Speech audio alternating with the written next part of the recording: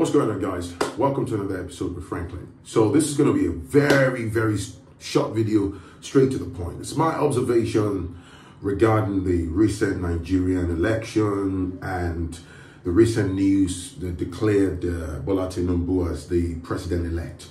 Now, I've been on ground for several weeks prior to the election and, all through the period of election, on the election day. Like many other people, I've been watching stuff, online as everything was unfolding and stuff, okay? Before I crack on, please don't forget to smash the like button if you like what I'm about. Give consideration to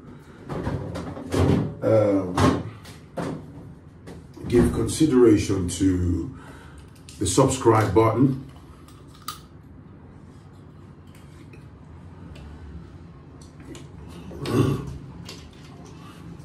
Give consideration to the subscribe button, smash the bell button so you're notified when I'm online, okay?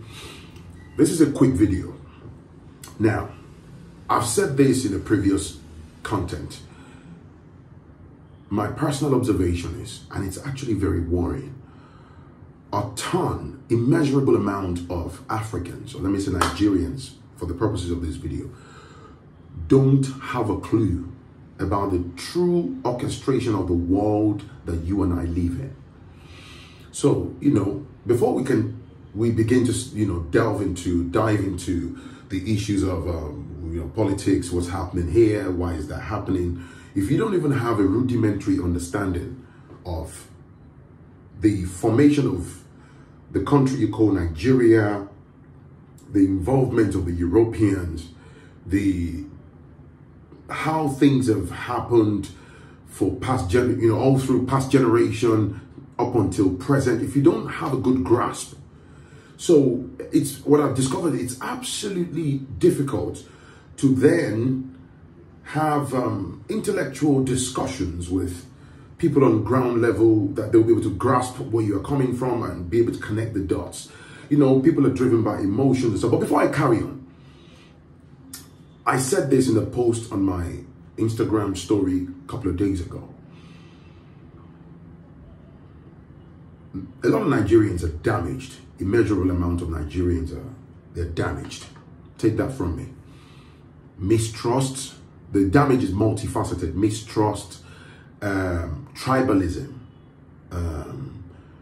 self-sabotaging, the issues, deeply rooted issues of religiosity, lack of critical thinking, and the divisions, right? It's absolutely deeply rooted that the oppressors at the helms of affairs, they don't really need a major master plan anymore to control, the people on the ground level. Because a lot of people are already on automation and living their daily lives, reasoning exactly the way those at the pinnacle of affairs want them to exist. So what I've also discovered is, in the course of all these election brouhaha and all this noise and stuff, plenty of people on ground, they are out for their own selfish interest. A lot of people clamoring for whatever, candidates without naming any particular person. People don't care no more. So whilst you have reasonable people say, oh, we want the Nigerian structure to get better, we want X, Y, Z and all that. You see, when I spent a lot of time, I'm on ground and I come home as often as possible. I'm not one of those diasporans that come spend 2 weeks to come and eat suya and pepper soup and you run away within 7 days, within 14 days or less. And you really don't. I spent months. Last year, I came here 3 times and, sometimes I spent 3 months straight. Before you know, I'm back again. Here now, I've been on ground now about 2 months plus. I'm embedded into the system, right? I manage projects. I deal with artisans, both educated, stark illiterate, semi-illiterate. I'm within the system. I join the queues. I'm in the petrol station. I'm in the banks. I'm in the local markets. My shoes get filthy. My clothing get filthy. There's nothing about, oh, I'm a UK guy or yada, yada, yada. None of that stuff. The point I'm trying to establish here is people do not have a grasp of how things really work, okay?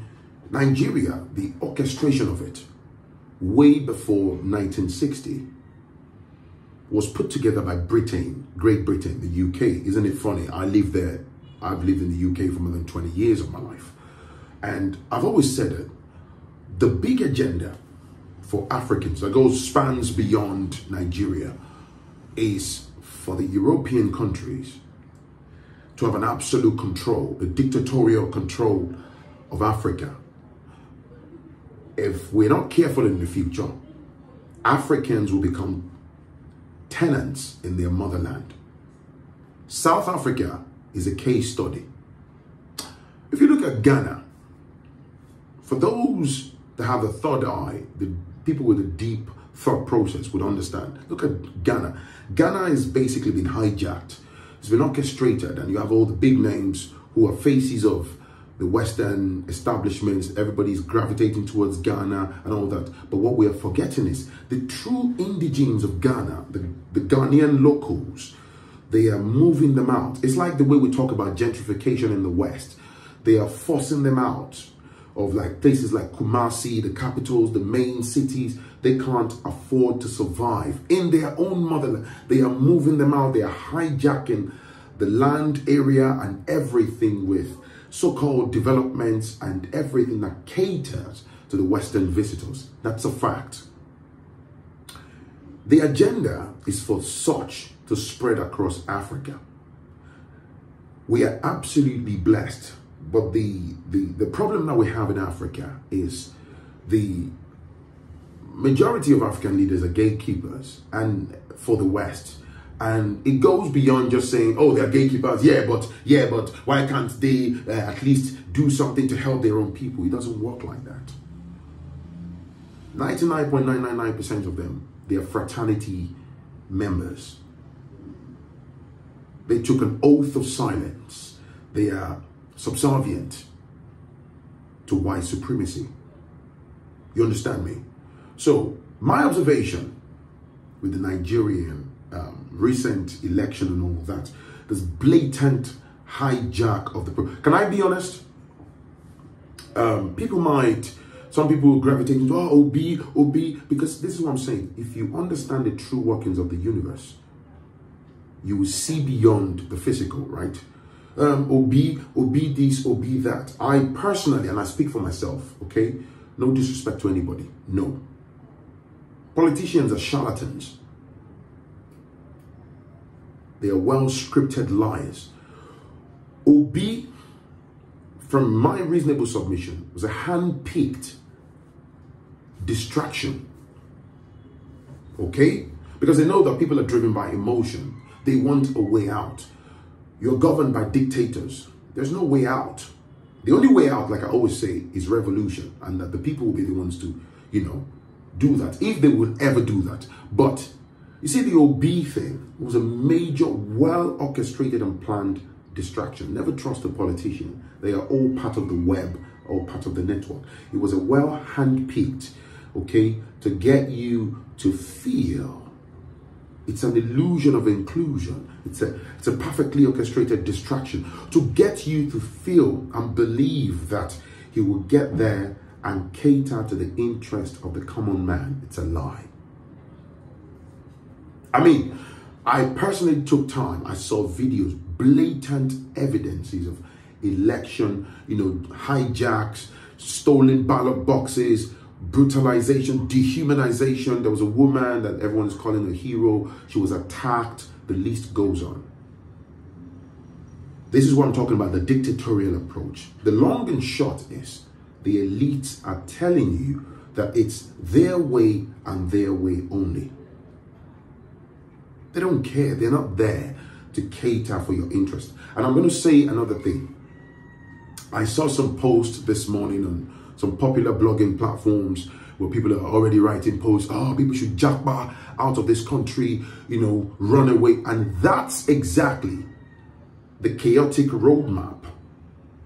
It's all these things that have been planned since time immemorial. That's exactly what they want for Africans. They inflict you with gut-wrenching chaos. The idea that, oh, let me pack my bags and run to England or run to the US. It's a safe haven. First of all, before I carry on, there's election frauds in the US. In fact, these places are the headquarters. But Africans don't know this. They are very sleek and orchestrated with. They're not going to, in the UK, in the US, you're not going to find them hijacking ballot boxes and sending some thugs to physically assault people. No. The West is the pro. They are the top level. When it comes to election frauds, they are the top level mafias.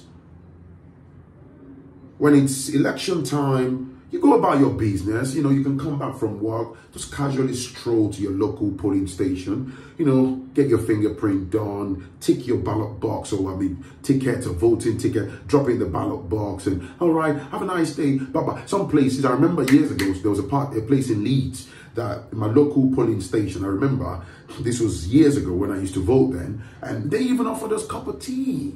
You know, people, small groups of chatting and, oh, how was your day? I know, we need a new this and this improvement. Oh, that's absolutely true. People were chatting, they were offering sandwiches and what do you call, biscuits, shortbread biscuits, digestives, cup of tea, cups of coffee.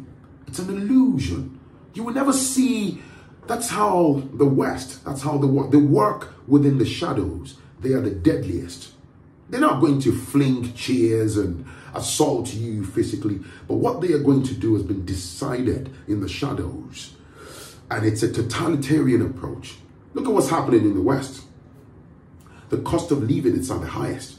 People are losing their mortgages in droves. The cost of living is bloody expensive. It's all planned. It's man-made. They are squeezing the finances out of people. But people are protesting in England, for example. Virtually all arms of the government and nation. There is the train station. There is protest. Nurses. Everybody is protesting and protesting. Is the government budging? They are talking. They keep talking in the parliaments. Everything is scripted. When they move a chess piece here, right? They've already planned the next 50 moves. When they give you £50 here, they already have a plan to take back the £50 and even get you to pay extra £30 on top of it. Some argue, oh, it's the working system, it's better, it's this. No, the whole thing happening in Africa, I've said all of this to tell you, it's controlled by the West. Your so-called candidates went to Chatham House. Britain is the one running affairs. In Nigeria, that's a fact. But like I say, a lot of your Africans, Nigerians on ground don't even understand.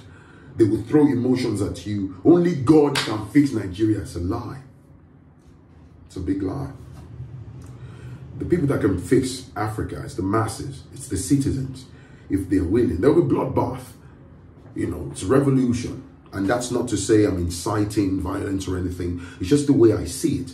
These people run a blatant election fraud. It's like in your face. What are you going to do about it? I mean, even a 5-year-old child can see through the frauds. The manipulation, the INEC, the failings, the tampering of the databases. There are some polling stations where random citizens, instead of uploading results, they uploaded the images of random citizens. That's even data breach and all sorts. But where is the remedy? It's intentional. Now, I've said all of this to end on this note. You see, the way out is not for 200+ million citizens to say you want to jackpot to the UK. UK doesn't even have the capacity to contain every Nigerian or even the US, as big as the US is. The truth that I'm telling you is there's a long-term plan to railroad the black race, Africans, to make your lands inhabitable, to get you running from pillar to post. Where you are in the West, you're being tolerated.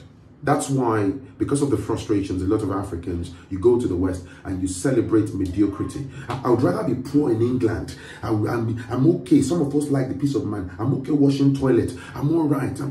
No. There's something fundamentally wrong. You don't hear the white man taking a microphone saying, I'm okay washing toilets. I'd rather, spend the rest of my life washing toilets and all that. We celebrate, we normalize suffering.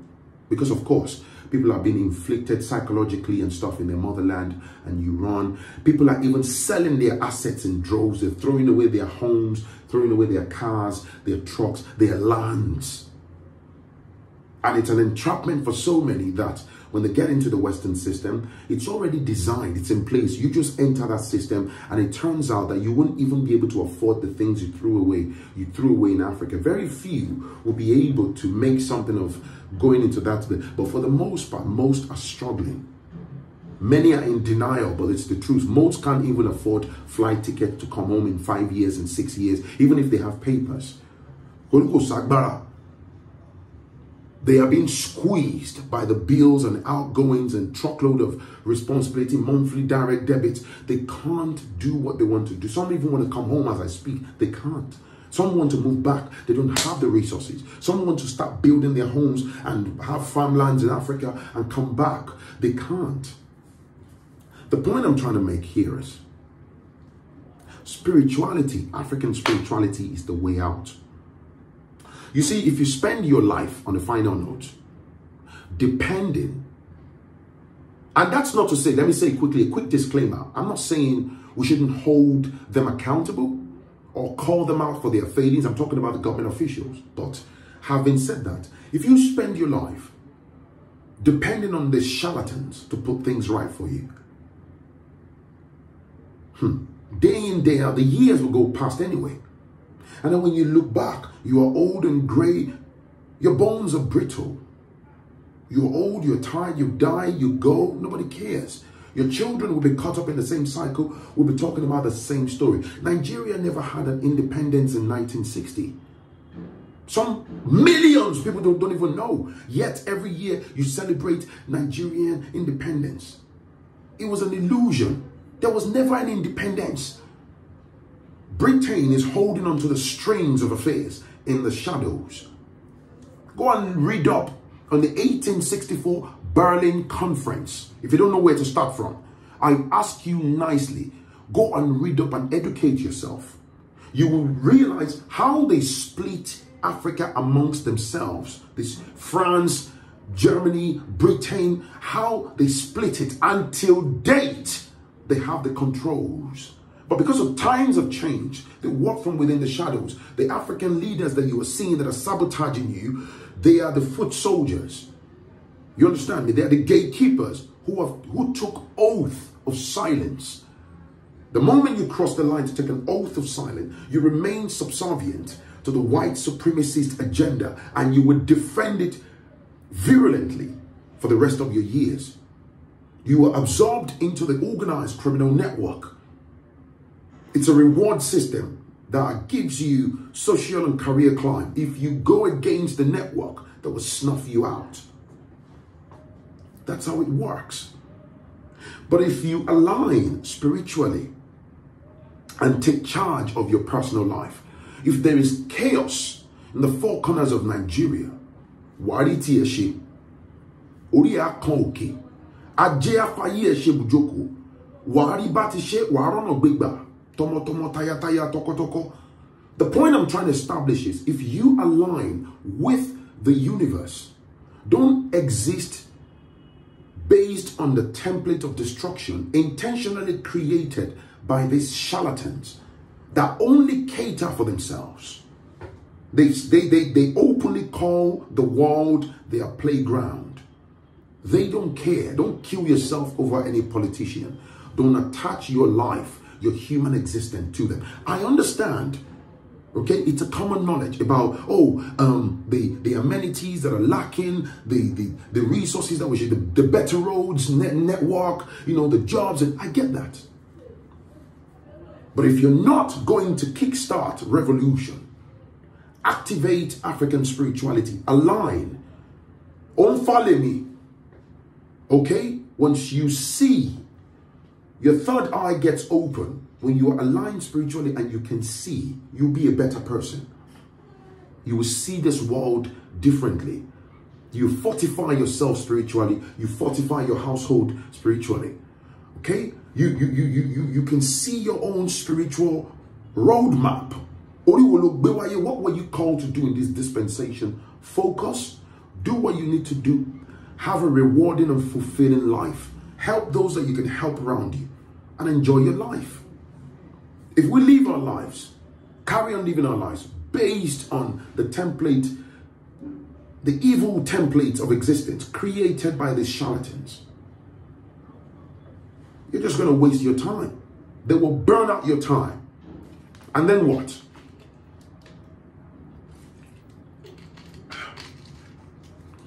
That's all I'm saying. It's been an absolute pleasure. Please follow me on Instagram at Phrankleen, as it's spelled on my YouTube channel. Let's keep the conversations going on below. That's why I talk to people about Ifa divination.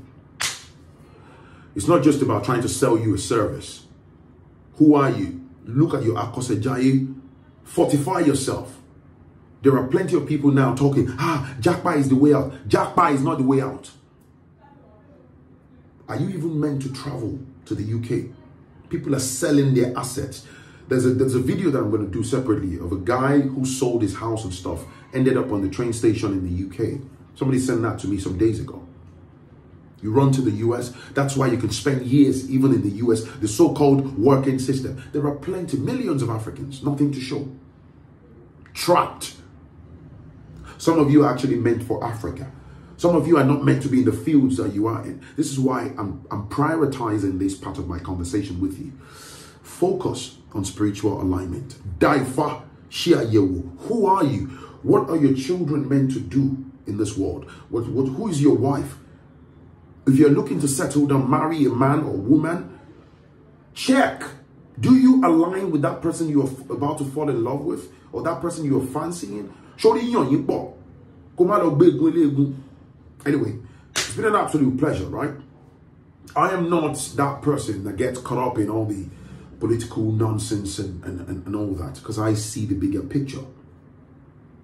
My view of things is totally different from the average person. And that's not trying to sound cocky, because the moment you get emancipated, you cannot go back to being blind. And that's just my message. Okay, rather than, it's all distractions. People are fighting themselves, assaulting themselves, mudslinging, calling themselves names on social media. Hey, why did you do this? Why? A lot of people are out for their pockets. They collect money from this same charlatans, these nasty leaders. Some people have been paid 10 million, 5 million. Some people 1 million. Some people, I heard stories of some people 90,000, 100,000. People don't care.